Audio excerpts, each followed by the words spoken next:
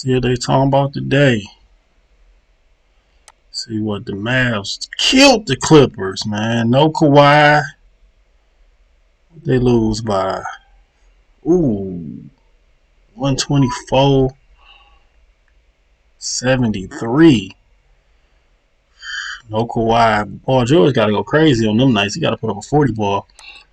Let's see what they talking about. Kawhi Leonard playing. The Clippers found themselves in a historically bad situation. They trailed the Mavericks by 50 points at halftime, 77-27 for the largest NBA halftime deficit ever. The second half didn't go any better as the Clippers still lost by 51 points, setting a franchise record. So, Shannon, is this a big deal or no big deal?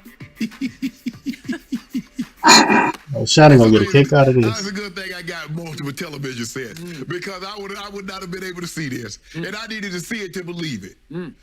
I was wondering, like, that's got to be a record or something. Has anybody ever been down by 50 at the half? I know there's been teams that have gotten beat by 50 points, but at the half, 77-27, Skip, and lo and behold, Elias says, in the shot clock era, started in 54.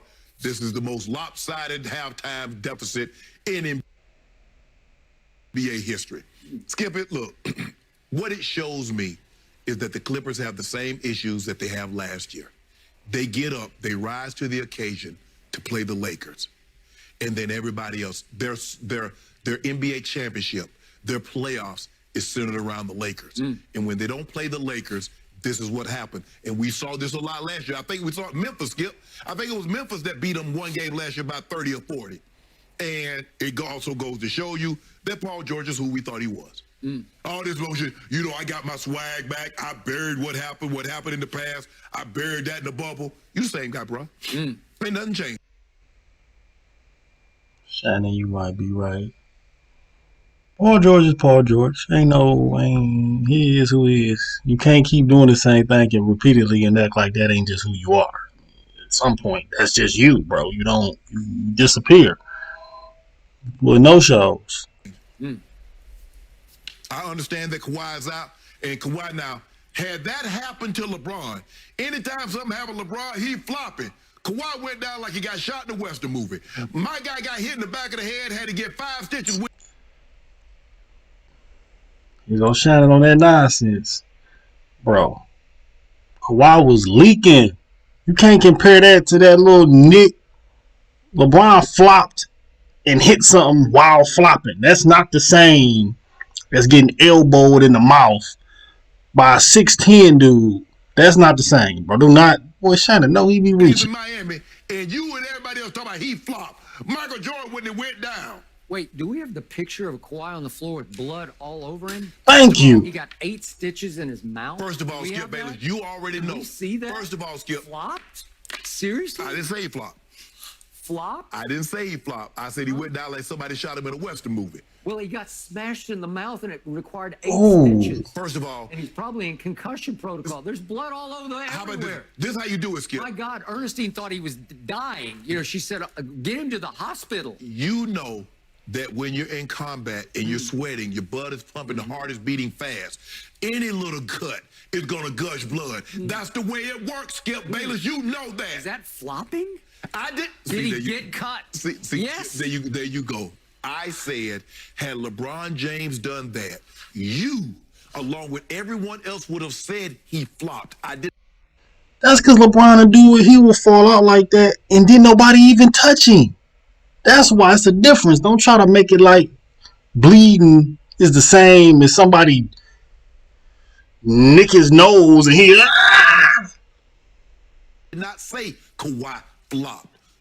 All I'm saying is that what the issues were last year with the Clippers is the same issues that they have right now. They got up opening night for the Lakers. But what do we see, Skip?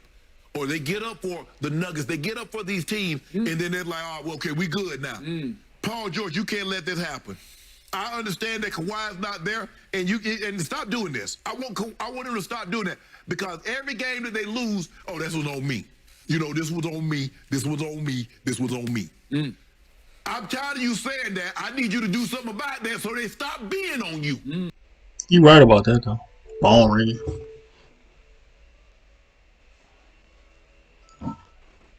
He right. Paul George got to stop making excuses. He got to play better. He got to. So I love it. But you see what my guys did last night. They took care of business, right, Skip? We took care of business, right, Skip? That's what we do. Go James doing what he does, got his little 25 minutes, got up out of Dodge. Marcus All got them threes going, got up out of Dodge. You like old Trez? You see Trez play the little 20 minutes, get them boards, get up out of there. That's what we do. Because we got a back-to-back. We got the Portland tonight. I mean, they was playing Minnesota without Cat, but Now, my turn. ain't 4 players on Minnesota. I doubt it. Let me Other than Cat and Russell. explain to you why this is zero big deal. My Clippers did what they set out to do to start this season. That is, crush the Lakers on opening night, and they crushed them so bad they made LeBron quit. He threw in the towel. You can see 7:51 to go. He said, "Yeah, my ankle," but he played for 2 minutes on his ankle, and he said, "You know what? This didn't go in the right direction. I'm out." Did you see him I'm again out." last night? They were only down 7. What did he do last night? He stepped on the guy's foot and rolled that same ankle again. And did he keep playing? Yes, he did. He played a little bit longer, and then he got up out of there. Stop it. He saw the handwriting and he said, I'm done with this game. And the Clippers continued to crush the Lakers in his absence. Then the Clippers had to turn right around. And I believe you bet me a case on this. I'm pretty sure you said, I got the Nuggets. And I said, I'll take a case on that. This was maybe 3 weeks ago because they had to go all the way up to Denver to try to right the wrong of what happened in the bubble. They went all the way up to Denver like they're in Vancouver, BC or something like that. It's a 2-hour plane They ride. had to go to Mile High, whatever it is, right? And on that was going to be their Christmas, right? But Yes. no, they spent their Christmas in Denver. And what did they do? They dominated Denver just the way they dominated them in the bubble, to be up 3-1 and then up 15 and 19 and 12 in 3 straight closeout games. But what did they do? Even after Kawhi went down mid-4th quarter, they said, we got this, and they closed the door with a slam door. They slammed it right in Denver's face. And they were happy campers. They had done what they set out to do. And then Ty Lue said, look, you guys didn't have a Christmas day with your family. I'm going to give you tomorrow off so you can spend, quote unquote, Christmas with your family. Okay. So Saturday, they did Christmas. They didn't practice. They didn't do anything. Obviously, Kawhi, he was out, and I think he's in concussion protocol because he got smacked in the face. So he's gone, and Marcus Morris still has a sore knee. So he's out, and you can make a case Marcus Morris is actually their second best player. Well, was Paul George best player? Can't let this happen on his and then watch. what happened? The dreaded 12:30 start in the that is- Pacific time zone. Can't believe Who you. plays basketball at 12:30 in the Pacific? NBA. Still making a lot of excuses for him. Now look here, you can't get beat like that. If you got, they ain't got Porzingis, y'all ain't got Kawhi. Y'all got Paul George. Y'all should at least be able to compete. Even if you take the L, you gotta compete. It's like, no. What did Chauncey Billups always say about playing for the Clippers? He hated the 12:30 games because you can't get your body going. So they celebrated Christmas with their family. They obviously celebrated crushing the Lakers, crushing the Nuggets. And they got then crushed. They did not show up for the tip-off. And they went 1 for 19 in the first half from 3. 1 for 19? What do you think's going to happen in that game? What happened? You're going to get blown off your home floor. And which would gives me even more credence. Had Kristaps Porzingis not gotten hurt last year, your butt would have got bounced in the first round. But he got hurt, and you got bounced in the second round. I just want to know, if you are what you say you are, losing is one thing. Skip, you can't lose by 50.